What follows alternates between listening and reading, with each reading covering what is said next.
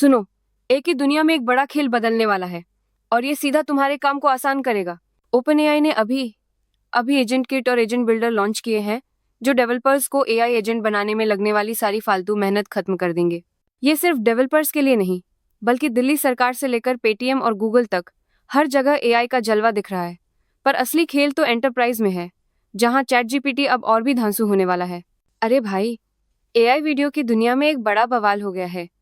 Google ने अपना वियो 3.1 लॉन्च कर दिया है, जो सीधे ओपन एआई के सोरा 2 को चुनौती दे रहा है। ये नया टूल अब 1 मिनट तक के शानदार एचडी वीडियो बना सकता है।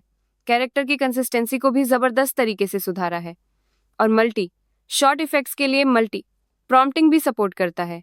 अभी ये कुछ थर्ड पार्टी सर्विसेज के जरिए मिल रहा है और ये अपडेट वीडियो जनरेशन के गेम को पूरी तरह से बदल सकता है। क्या आपको लगता है कि मोबाइल चिपसेट में क्वालकॉम ही राजा है? तो फिर से सोचिए, क्योंकि मीडियाटेक ने डायमेंसिटी 9500 से गेम बदल दिया है। यह नया flagship chipset on device AI, console, grade gaming और बेहतरीन पावर एफिशिएंसी के साथ आता है, जो चार्क टेक्स्ट 2, इमेज और अनरियल इंजन जैसे फीचर्स को सपोर्ट करता है। ओप्पो, सैमसंग और वीवो जैसे बड़े ब्रांड्स इसे अपना रहे हैं और टीएसएमसी के साथ मिलकर अगली पीढ़ी के सोसी पर काम कर रहे हैं, जो भारत के चिप युद्धों में क्वालकॉम को कड़ी टक्कर देगा।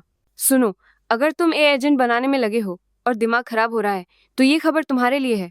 नियोचार्ज ने ऑरा एजेंट्स लॉन्च किया है, एक ऐसा प्लेटफॉर्म जहां तुम ग्राफरैग एआई एजेंट मिनटों में बना सकते हो, बिना फालतू कोडिंग के झंझट के।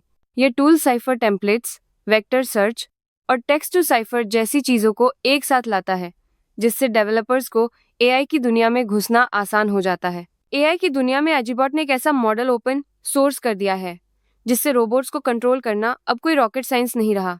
उनका जियो एक मॉडल विला आर्किटेक्चर के साथ अब डेवलपर्स के लिए फ्री है, जो इमेज टेक्स्ट इनपुट को रोबोट एक्शन में बदलता है और इंडस्ट्री को तेजी से आगे बढ़ाएगा।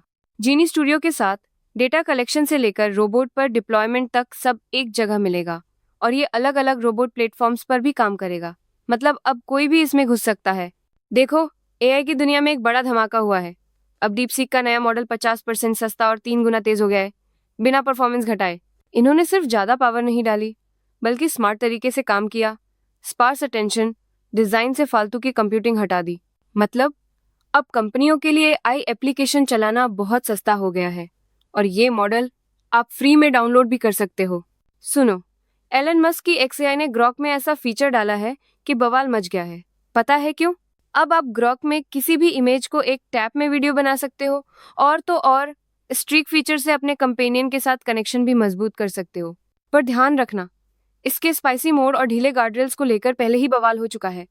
कहीं तुम्हारे फोटो भी हैरी पॉटर स्टाइल में जिंदा ना हो जाएं। अगर आप सोचते हैं कि एआई कोड सिर्फ काम करने से सही होता है, तो आप गलत हैं।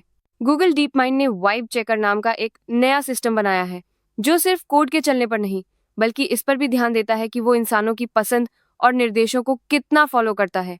यह सिस्टम दिखाता है कि मौजूदा एआई कोड मूल्यांकन के तरीके डेवलपर्स की असली ज़रूरतों को पूरा नहीं करते और वाइब चेक ही असली गेम चेंजर है। अरे भाई, ये एआई बिल्डर का नया ड्रामा है, जहां तुम सिर्फ बोलकर ऐप बना सकते हो।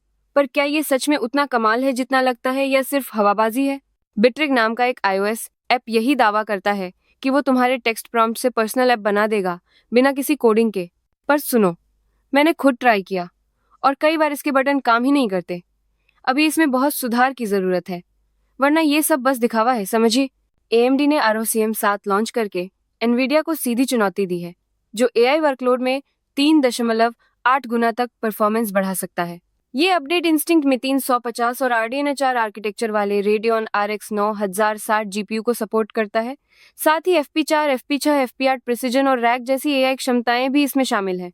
सीधा बोलूं तो AMD अब आई डेवलपमेंट में पूरी तरह से उतर चुका है और एनवीडिया को अपनी बादशाहत बचाने के लिए अब और मेहनत करनी पड़ेगी। सुनो, जो लोग गिटहब कोपायलट चैट यूज करते हैं, उनके लिए एक बड़ी चेतावनी है।